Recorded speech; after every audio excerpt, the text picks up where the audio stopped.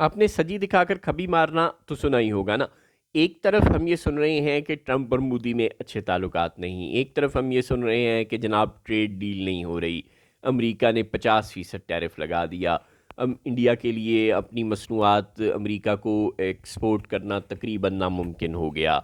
Tesla اور دوسری کمپنیاں جو امریکہ میں اپنے جو انڈیا میں اپنے کارخانے لگانا چاہ رہی ہیں ان کی حوصلہ شکنی کر رہی ہیں ڈونلڈ ٹرمپ کی پالیسیز وغیرہ وغیرہ. اور ہم یہ سمجھ رہے ہیں کہ بس اب دوریاں ہو گئیں، لیکن اس وقت بھی عرض کر رہے تھے کہ اسٹریٹجک تعاون ایک الگ چیز ہوتا ہے، اسٹریٹجک شراکت داری ایک الگ چیز ہوتی ہے. جسے عمار صاحب فرماتے ہیں نا کہ یوں بنی ہے رگیں جسم کی،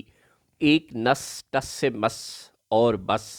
یہ اسٹریٹجک شراکت داری ویسی ہی ہوتی ہے، آپ چھوڑ نہیں سکتے ہوتے اسے. یہ دوستی نہیں ہے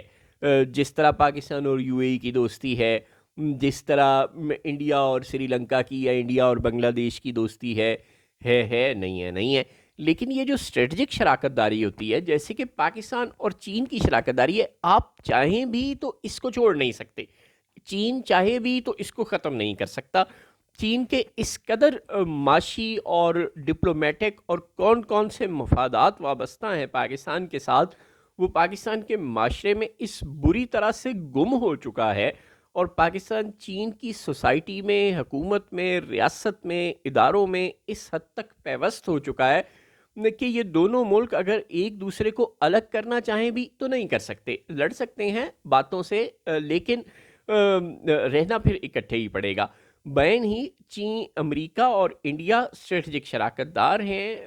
دنیا کی جو بڑی سے بڑی انویسٹمنٹ ہیں امریکہ کی وہ انڈیا میں ہے، انڈیا کی بے شمار بڑی سے بڑی انویسٹمنٹس امریکہ میں ہیں. امریکہ کا کون سا عہدہ، کون سا ایسا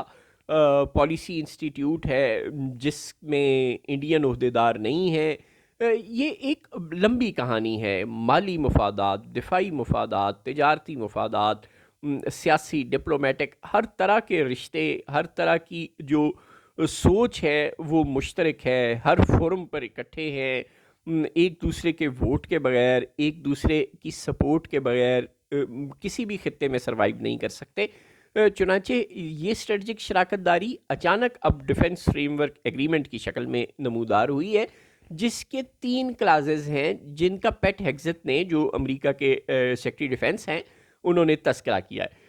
وہ کہتے ہیں کہ تعاون، اب یہ ایک بلیغ قسم کی اصطلاح ہے، صرف تعاون یعنی کہ ڈیفنس کوآپریشن کسی بھی قسم کا ہو سکتا ہے، چاہے وہ فوج بھیج کر ہو یا وہ طیارے بھیج کر ہو یا وہ کسی اور شکل میں ہو، صرف تعاون. دوسرا یہ کہ انٹیلیجنس شیئرنگ، اور تیسرا یہ کہ ٹیکنیکل اسسٹنس، یعنی کہ جو امریکہ ہتھیار بنائے گا وہ انڈیا کو فروخت کرے گا. انڈیا کے اندر بھی بائی دی وے اسرائیل کے بہت سے کارخانے ہیں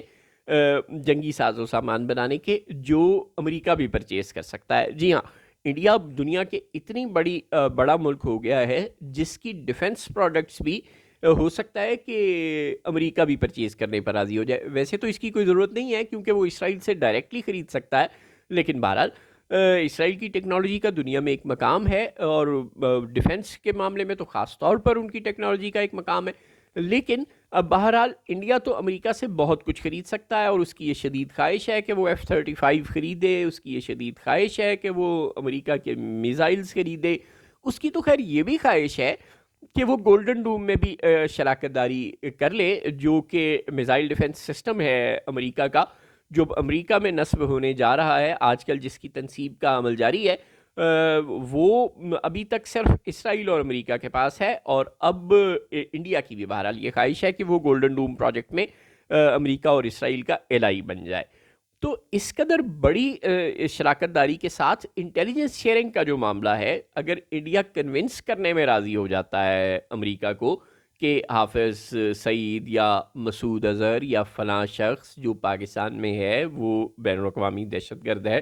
اور پاکستان پہ دباؤ ڈالو، وہ اس کے کوئی ثبوت اسے دیتا ہے کہ اس کو گرفتار کرو، اس کو ہمارے حوالے کرو وغیرہ وغیرہ، اس کے خلاف کیس چلاؤ، تو یوں پاکستان کے خلاف بالکل اس ایگریمنٹ سے مشکلات بڑھ سکتی ہیں. اور امریکہ کو کنٹرول کرنے کا ایک ہی طریقہ ہے جو ڈونلڈ ٹرمپ نے خود اپنے منہ سے زیلنسکی کو بتایا تھا: یو ڈونٹ ہیو کارڈز. مطلب بندہ پوچھے ایک بات، بندہ آپ کو کہہ رہا ہے کہ یہ میں صدیوں سے اس زمین کا وارث ہوں، مالک ہوں، یہ میری زمین ہے، یہ میرا ملک ہے، اخلاقی طور پر، قانونی طور پر یہ تسلیم شدہ علاقہ ہے میرے ملک کا، اور ڈونلڈ ٹرمپ کہتا ہے کہ بات یہ ہے کہ سب کچھ ٹھیک ہوگا but you don't have cards, اور بات تو اس کی صحیح ہے۔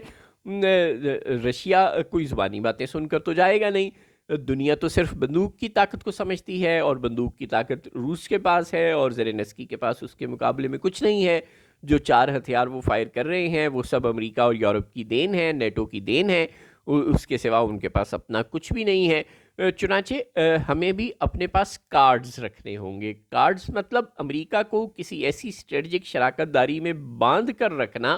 جو ہماری نیوکلیئر کیپیبلٹی حاصل کرنے کے زمانے میں ہم نے باندھا ہوا تھا۔ اگر ہم نے وہ افغان جنگ والے معاملے میں امریکہ کو انے واہ سپورٹ نہ دے رہے ہوتے، تو جس طرح 81 میں صدام حسین کی نیوکلیئر لیبارٹریوں پر اسرائیل نے حملہ کیا تھا امریکہ کی سپورٹ کے ساتھ اور انہیں ختم کر دیا تھا، جس طرح 2025 میں ایران کی نیوکلیئر فیسیلیٹیشنز پر امریکہ نے حملہ کیا اسرائیل کے ساتھ مل کر اور انہیں تباہ کر دیا، تو شاید پاکستان کی نیوکلیئر لیبارٹریز پر ہماری ایٹمی صلاحیت حاصل کرنے سے پہلے ہی امریکہ یا اسرائیل یا انڈیا کوئی ایسے اٹیک کر کے انہیں ختم کر چکے ہوتے یا ختم کرنے کی کوشش ضرور کر چکے ہوتے۔ لیکن چونکہ اس زمانے میں ہم ناگزیر تھے امریکہ کے لیے، کیونکہ کولڈ وار جاری تھی، رشیا کے خلاف ایک بہت بڑا محاذ جاری تھا جو کسی بھی صورت پاکستان کے بغیر نہیں چل سکتا تھا۔ چنانچہ نہ صرف یہ کہ امریکہ خود باز رہا بلکہ اس نے انڈیا اور اسرائیل کو سختی سے روک کے رکھا کہ پاکستان میرا شریک بزم دل ہے اور اس کے خلاف میں کوئی حرکت برداشت نہیں کروں گا۔ تم نے جو بھی غصہ اپنا نکالنا ہے لیبیا پہ نکالو یا عراق پہ نکالو یا جس پہ مرضی نکالو، لیکن پاکستان کی طرف کوئی میلی آنکھ سے بھی نہ دیکھے۔ بین ہی اب اگر یہ ڈیفنس ایگریمنٹ سائن ہو رہا ہے جو کہ ہو چکا ہے، اور راج ناتھ سنگھ کا شکریہ ادا کیا ہے پیٹ ہیگزت نے، اور انہوں نے کہا ہے کہ یہ امریکہ کے لیے جو دنیا میں اہم ترین شراکت داریاں ہیں یہ ان میں سے ایک ہے، لہٰذا ریئر ارتھس کا معاہدہ پاکستان کے لیے اب ضروری تو ہے، کیونکہ اس وقت تو ڈونلڈ ٹرمپ کی دکھتی رگ یہی ہے، چین بہت بری طرح سے غالب آ چکا ہے ریئر ارتھس کی مارکیٹ پہ، اور امریکہ کا بس نہیں چل رہا کہ وہ کس طرح یہ مارکیٹ کیپچر کر لے، کم از کم چین کا مقابلہ کرنے کے قابل تو ہو جائے۔ لہٰذا پاکستان کی اس کو ضرورت ہے، کیونکہ پاکستان کو اللہ تعالیٰ نے بہت نوازا ہے ریئر ارتھ سے، اور اس کا صرف اور صرف ایک ہی طریقہ ہے کہ بلوچستان میں اور خیبر پختونخوا میں، قبائلی علاقوں میں خیبر پختونخوا کے جہاں پر شیل گیس وغیرہ موجود ہے، اور بلوچستان کے چاغی اور اس کے ارد گرد کے علاقوں میں جہاں پر، اور سندھ بلوچستان کے بارڈر پر بھی جہاں پر یہ سب موجود ہے، وہاں ہمیں امن لانا ہوگا۔ امن صرف اور صرف بندوق سے نہیں آیا کرتا، ڈپلومیسی سے، ڈائیلاگ سے، سیاسی عمل سے امن آیا کرتا ہے۔ لوگوں کو اپنے اوپر حکومت کرنے کا حق دینا ہوگا، لوگوں کو اپنے فیصلے خود کرنے کا حق دینا ہوگا، لوگوں کا ان کے ریسورسز پر حق تسلیم کرنا ہوگا۔ بلوچوں کی زمین سے نکلنے والی معدنیات پر پہلا حق پنجابیوں اور سندھیوں کا یا کسی ادارے کا نہیں ہے، پہلا حق بلوچوں کا ہے۔ جب تک آپ یہ حقوق تسلیم نہیں کریں گے تب تک آپ خواب تو دیکھ سکتے ہیں امن کے، لیکن امن حقیقتاً نہیں آئے گا۔ افغانستان کے ساتھ، انڈیا کے ساتھ جنگ لڑ سکتے ہیں ہم، اپنے لوگوں کے ساتھ ہمیں جنگ نہیں لڑنی، ان کے ساتھ ہمیں بات کرنی ہے، ان کے زخموں پر مرہم رکھنی ہے۔ دانا قومیں، عقل مند قومیں بر وقت اپنے مسائل حل کرتی ہیں، اور اپنے مسائل حل کرنے کا جو طریقہ ہے، جو صائب طریقہ ہے، وہ یہی ہے کہ ہم اپنے لوگوں کو ساتھ ملائیں، اپنے لوگوں کے زخموں پر مرہم رکھیں، ان کی بات کو سنیں اور ان کے مسائل کو ایڈریس کریں۔ اگر ہم ایسا نہیں کریں گے تو جس طرح ہم اب اندھے کنویں میں گرتے چلے جا رہے ہیں ویسے ہی گرتے چلے جائیں گے، اور یہ جو امریکہ کا بے لگام بیل ہے یہ انڈیا اور اسرائیل کے ساتھ مل کر ہمارے لیے مشکلات پیدا کرے گا، اور پھر ہم اپنے دوستوں پر، چین پر، سعودی عرب پر، ترکی پر زیادہ بوجھ ڈالیں گے۔ ہم پہلے ہی کبھی افغانستان کے ساتھ اور کبھی انڈیا کے ساتھ الجھ کر اپنے دوستوں کو کچھ فٹیگ کا شکار کر چکے ہیں۔ ہمیں نہ اپنے دوستوں کو مزید تنگ کرنا چاہیے. ایسے حالات ہی نہیں پیدا کرنے چاہیے کہ ہمیں کسی کی طرف مدد کے لیے دیکھنا پڑے. ہمیں خود اپنی حرکتیں اور اپنی اسٹریٹجی ٹھیک کرنی چاہیے. دیکھیں اگر ہم امریکہ سے بات کر سکتے ہیں، انڈیا کے سے بات کرنے کے لیے تیار ہیں، افغانوں سے بات کر سکتے ہیں، تو پاکستانیوں سے کیوں نہیں بات کر سکتے؟ جب تک ہم پاکستانیوں سے بات نہیں کریں گے، جب تک ہم بلوچوں سے، پٹھانوں سے بات نہیں کریں گے، ان کے مسائل حل نہیں کریں گے، ہم مسائل کی دلدل میں گرتے چلے جائیں گے.